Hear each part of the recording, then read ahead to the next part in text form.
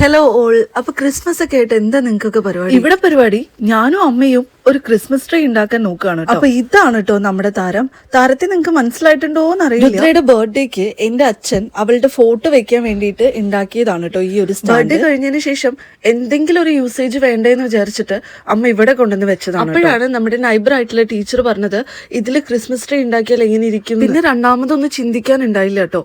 വേഗം തന്നെ നമുക്ക് ക്രിസ്മസിന്റെ പരിപാടി ചെയ്യാമെന്ന് വിചാരിച്ചു. നമ്മള് ഈ ഗ്രീൻ കളർ മാലയില്ലേ ഇത് വെച്ചിട്ടാണ് കേട്ടോ നമ്മൾ ഡെക്കറേറ്റ് ചെയ്യുന്നത്. പിന്നെ ഇതൊക്കെയാണ് കേട്ടോ എന്റെ പുതിയ സ്റ്റൈലുകളൊക്കെ. തലയിൽ മുടിയില്ലാത്തത് കാരണം ഞാൻ തൊപ്പിയാണ് കേട്ടോ. അപ്പൊ ഞാൻ മീഷോന്ന് വാങ്ങിച്ചതാണ് കേട്ടോ ഈ ഒരു പ്രൊഡക്റ്റ് എന്ന് പറയുന്നത്. നല്ല ഒരു എനിക്ക് ഭയങ്കര കംഫർട്ടാണ്. കാണാൻ എങ്ങനെയുണ്ടെന്ന് അറിയില്ല, എനിക്ക് കംഫർട്ടാണ് പേഴ്സണലി. എന്നെ കണ്ട ഇപ്പൊ ഒരു താത്തക്കുട്ടി സ്റ്റൈലില്ലേ, അതായത് നമ്മുടെ ഈ മലപ്പുറം ഭാഗത്തൊക്കെ ഇങ്ങനെ തലയിൽ ഇങ്ങനെ തട്ടൊക്കെ ഇടുന്നവരെ താത്തക്കുട്ടി എന്നൊക്കെ പറയട്ടോ.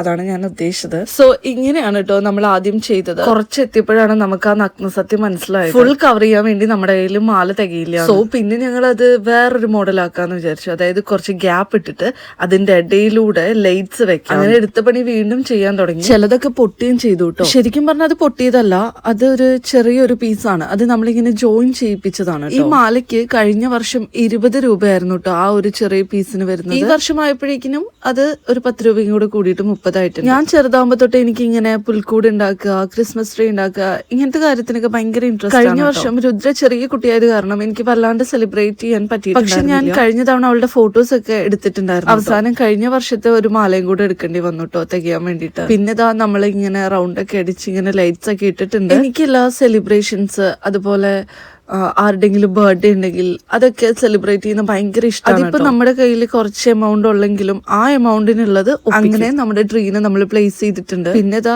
നമ്മുടെ കയ്യിലുള്ള കുറച്ച് ഡെക്കറേഷൻ ഐറ്റംസ് ഒക്കെ വെച്ച് കൊടുത്തു. പിന്നെ അമ്മയ്ക്കും ഭയങ്കര ഇഷ്ടമാണ് ഇങ്ങനത്തെ കാര്യങ്ങളൊക്കെ ചെയ്യാൻ വേണ്ടിയിട്ട്. അതുകൊണ്ട് സക്സസ് ആയ ലൈറ്റ്സ് ഒക്കെ ഇട്ടപ്പോ അതാ ഈ ഒരു ലുക്കാണ് കേട്ടോ കിട്ടിയത്.